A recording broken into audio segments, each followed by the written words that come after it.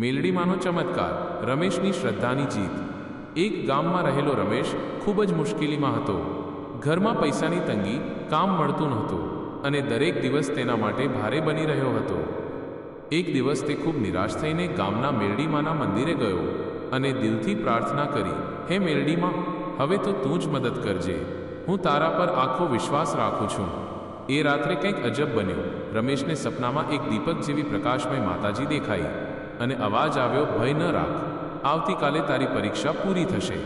રમેશ અચંબામાં જાગી ગયો, પણ તેની અંદર એક અજબ શાંતિ હતી। આગળના દિવસે જ્યાં જ્યાં તે કામ માટે ગયો હતો ત્યાંથી એક ફોન આવ્યો અને તેને નોકરી મળી ગઈ। માત્ર એટલું જ નહીં, થોડા સમયમાં તેના ઘરના બધા સંકટો પણ દૂર થઈ ગયા। રમેશ સમજી ગયો, આ બધું મેલડીમાંની કૃપા છે।